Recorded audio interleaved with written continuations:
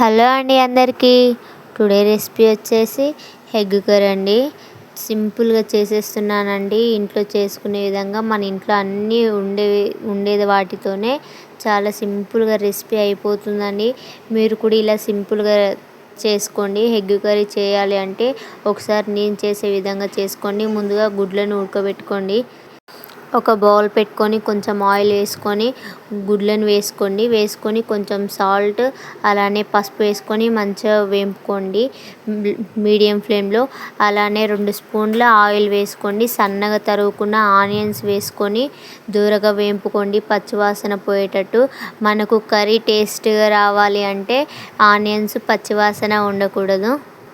Curry మంచి టేస్టీగా రావాలి అంటే ఓపిక ఖచ్చితంగా ఉండాలండి. ఓపికతోన 1 నిమిషం పాటు మీడియం ఫ్లేమ్లో ఆనియన్స్ పచ్చివాసన పోయినాక చిటికెడంత పసుపు వేసుకోండి.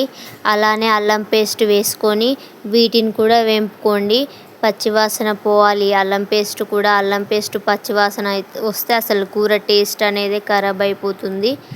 అల్లం పేస్ట్ మంచిగా వేగిన తర్వాత ఒక 2-3 టమాటాలు కట్ చేసుకొని టమాటాలు కూడా వేసుకొని మంచిగా కలుపుకోండి. ఆయిల్లో మంచిగా కలిసిన తర్వాత తగినంత కారం అలానే రుచికి తగినంత సాల్ట్ వేసుకొని మంచిగా కలుపుకోండి.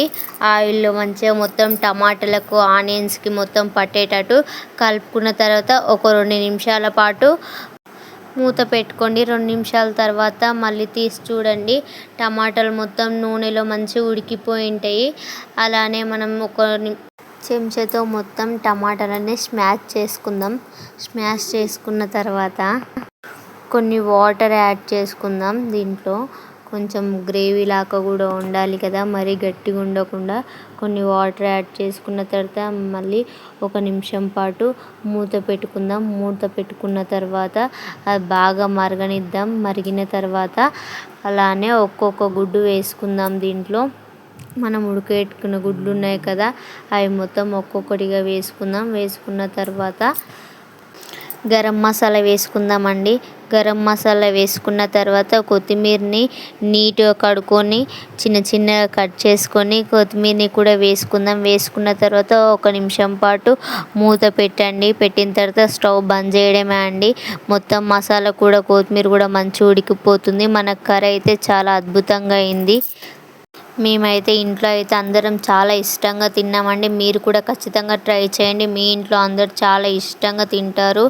ఖచ్చితంగా మన ఛానల్ని అయితే సబ్స్క్రైబ్ చేసుకోండి, సపోర్ట్ చేయండి, లైక్ చేయండి, కామెంట్ షేర్ చేయడం మాత్రం మర్చిపోకండి ప్లీజ్. చూస్తున్నారు కదా ఎగ్ కర్రీ ఎంత బాగా రెడీ అయిపోయిందో. మీరు కూడా చూడండి. ఖచ్చితంగా ఇలా మీ ఇంట్లో మాత్రం ఖచ్చితంగా ట్రై చేయండి. చాలా బాగుంటుంది. థ్యాంక్ యూ అండి. Thank you so much.